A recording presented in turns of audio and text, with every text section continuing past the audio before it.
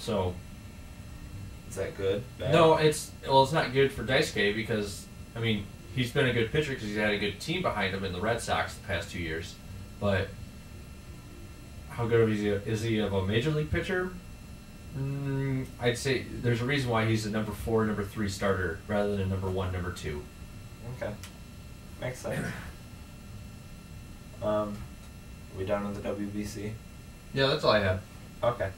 Other baseball news: the Tigers lost to the Red Sox yesterday, 7-6. Yeah, it's spring training. Doesn't matter. And I wouldn't bring this up except for they gave up 4 home runs in a row. But that was all Brandon Loyne. To the Red Sox. Yeah, Brandon Loyne. It's okay. He's not going to be a closer. He'll be like middle reliever. I think the Tigers are figure this one out. Fernando Rodney didn't look very good either, but I think it was Dominic Jackson, their pickup from the. He was originally with the Fish, and then he was a free agent. They picked him up. I'm pretty sure. Somebody want to back me up with that, but he had some. I think he had 4 or 5 solid innings before they gave way to the bullpen. So, but if anybody wants to back me up on that or correct me, Andy's on Facebook because he's the only one that has internet again.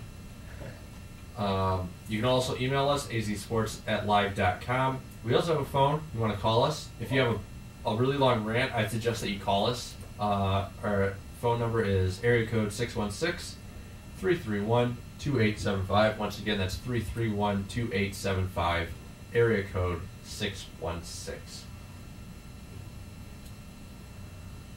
Yeah, Andy's over there messing around on ESPN. Why are you logged in Why am I? on ESPN? I'm not logged in on ESPN. I'm logged in on Yahoo. It says, welcome, Zach. Oh. Log me out. Okay. Now go to Yahoo and see if I'm still logged in. You should be. Okay. Whoops. I was trying to log me in. You know, maybe you should click on that text box there. I did. Okay. Well, while Andy's over there messing around, right, I've got some. I got one more MLB note. Kurt Schilling got a big name pitcher. He officially retired yesterday after the Tigers Red Sox game through his blog. He played 20 seasons with 5 different teams. His stats are he has a career record in the regular season of 216 to 146 with an ERA of 3.46. He's 80th on the career wins list. He's 15th overall in career strikeouts at 3,116, and he won more than 20 games through the 3 years of 01 to 04. And his postseason record isn't bad either. He's an 11-2 postseason record, 2.23 ERA and 19 starts, and he was co-MVP of the 2001 World Series with Randy Johnson.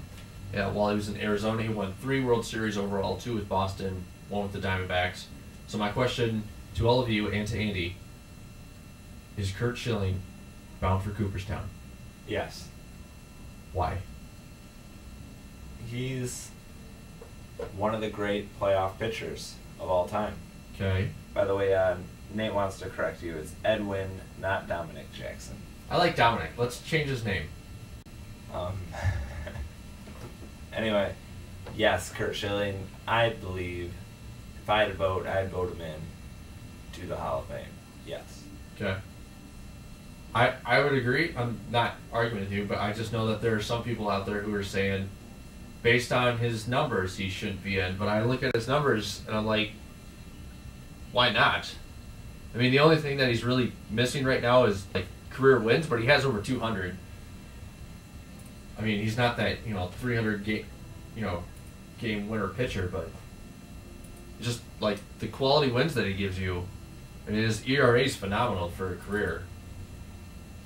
Under 3.5 is pretty good. So. Wow, this won't work. I'm gonna try this again. But yeah, I think Kurt Schilling definitely, if I had to vote, he would be in the Hall of Fame. So, I don't know. Yeah, I'm right there with you. So, That's all I got for the MLB. He already has a sock in there. Why not? I know, exactly. Why not put his bust right there, you know? Actually, let's not even make it a bust. Let's make it a full-size figurine, and we'll put the sock on it. Sounds good to me. I got some news from the NFL, because they're having their annual owners meeting this week. Some rule changes that they're looking at. Offensive blindside hits. If you know what I'm talking about, this would be like Week 7 when Pittsburgh wide receiver Hines Ward took out a Bengals linebacker named Rivers, broke his jaw. These are basically like crackback blocks. You know, they're just blinds, like wide receivers that went downfield and then passed an underneath receiver, and then the wide receiver that went deep is coming back, and one of the trailing linebackers is trying to get a tackle in, and then suddenly, boom, he gets knocked out because some little offensive wide receiver decided to come along and just blindside him. Now, I personally don't like this one because I'm like, crackback blocks. That's what's supposed to happen. Now, I do agree that the whole helmet-to-helmet thing that does happen a lot with those, that should be illegal. But I don't think crackback blocks themselves should be illegal. Okay. I don't know. I guess I don't really have an opinion yet until I see it in the game, I guess. You haven't seen crackback blocks? Well, I mean, until I see the new rule implemented in the game. Yeah, I just don't understand. I don't understand how you enforce that. I mean, they're also talking like that's a big thing with like kickoff returns and stuff. Is that like if guys run down and then they come back and then they have to come back and then they crackback block and things get nasty. But I don't really know, man. I just don't know how I don't know how you're going to be able to enforce that on every play and decide. It's like the horse collar, because technically the way it's written, they don't enforce it the right way. Okay. Okay. Okay. I'll just trust you. All right. Don't So really other pay that things, much attention other things that the to that. NFL is looking at this week. They also want to put increased emphasis on the horse collar tackle, along with the low hits on quarterbacks. So like the whole Tom Brady situation, and then Carson Palmer from a few years ago. Defensive players won't be allowed to lunge if they're down on the ground towards the quarterback's legs. I also don't like this one. I just feel that it's like almost taken away from like what the defense can do. I know that they're already doing it with a lot of other rules, but that's just like pure effort that they're talking about there. Like if somebody's down, and the quickest way is to get out from underneath the guy that's trying to pancake you, is to go out from underneath them and stand up. And if the quarterback happens to be there, you're going to get a penalty for that because you're climbing up his leg. Yes? Yes. Yeah. Maybe? I think Andy needs to wake up, so somebody should call us. I don't know. I'm just thinking. Okay. They're also looking to ban the bunch formation on onside kicks. That's where they have a group of players bunched together at a part of the field so that it's hard to block all of them. So that you have the first two will go and take out like 3 of the other team, and then the third guy will wait for the ball to cross that 10-yard mark and then hopefully catch it. So we'll see less onside kicks being won. More than likely.